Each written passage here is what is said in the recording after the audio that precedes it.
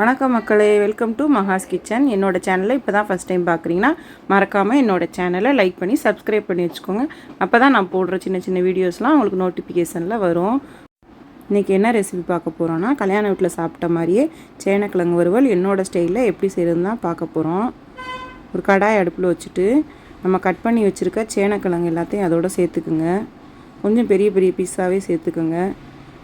ரொம்ப பொடி பீஸாக வேணால் கொஞ்சம் பெருசாகவே இருக்கட்டும். நல்லா கழுவிக்கோங்க, ஏன்னா மண் கொஞ்சம் ஜாஸ்தியாக இருக்கும். அதனால் நல்லா கழுவி எடுத்துகிட்டு ஒரு 4 நாள் பக்கம் வாங்கி கிழங்கு வந்து வீட்டில் வச்சுருங்க. உடனே வாங்கி செஞ்சிங்கன்னா அது வந்து ஒரு மாதிரி நாக்கு அரிக்கிற மாதிரி இருக்கும். அதுக்கு தேவையான அளவுக்கு உப்பு போட்டுக்கோங்க. உப்பு கொஞ்சம் கம்மியாகவே போட்டுக்கோங்க. புளி கொஞ்சமாக போட்டு மூடி போட்டு வேக விட்டுருங்க. அது நல்லா வெந்து வரட்டும். அதுக்குள்ளே நம்ம கொஞ்சம் மசாலா ரெடி பண்ணிடலாம். ஒரு கைப்பிடி அளவுக்கு தேங்காய் துருவல் சேர்த்துக்கோங்க. ஒரு 6-7 பல் பூண்டு சேர்த்துக்குங்க.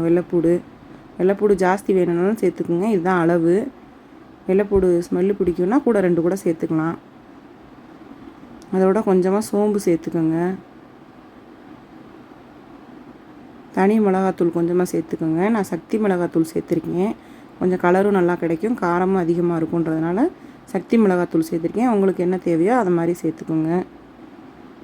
இப்போ அதை நல்லா வந்து கரகரப்பாக அரைச்சிக்கோங்க. ரொம்ப வலுவலுன்னு அரைக்க வேண்டாம், கொஞ்சம் கரகரப்பாக இருந்தாலே போதும். கொஞ்சமாக உப்பு போட்டுக்கோங்க. நம்ம ஏற்கனவே கிழங்குல வேறு உப்பு போட்டிருக்கோம். இப்போ கிழங்கு வெந்துருச்சு. அந்த புளியெல்லாம் எடுத்துட்டு கிழங்கை வடிகட்டி எடுத்து வச்சுக்கோங்க. அதே கடாயில் கொஞ்சமாக எண்ணெய் சேர்த்துக்கிட்டு இந்த கிழங்கை பொரித்து எடுங்க.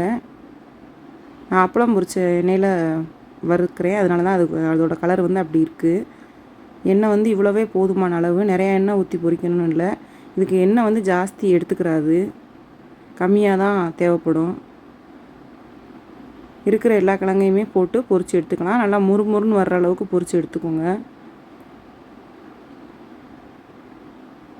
இப்போ அந்த கிழங்கு ரெடி ஆயிடுச்சு. இப்போ அந்த கடாயிலேயே இன்னும் கொஞ்சம் எண்ணெய் சேர்த்துக்கிட்டு நம்ம அரைச்சி வச்ச மசாலா மட்டும் சேர்த்துக்குங்க. வேறு எதுவும் தாளிப்புக்கு வேண்டாம். அரைச்ச மசாலா மட்டும் நல்லா பச்சை வாசனை போகிற அளவுக்கு ஒரு 2 நிமிஷம் நல்லா கிளறி விடுங்க. இப்போ நம்ம பொரிச்சு வச்சுருக்க கிழங்கையும் அதோடு சேர்த்துட்டு நல்லா பிரட்டி விடுங்க.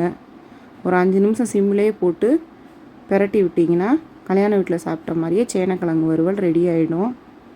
ரெசிப்பியை நீங்களும் உங்கள் வீட்டில் ட்ரை பண்ணி பார்த்துட்டு எப்படி வந்துச்சுன்னு சொல்லுங்கள். மறக்காமல் என்னோடய சேனலை சப்ஸ்கிரைப் பண்ணிக்கோங்க. அடுத்த வீடியோவில் பார்க்கலாம்.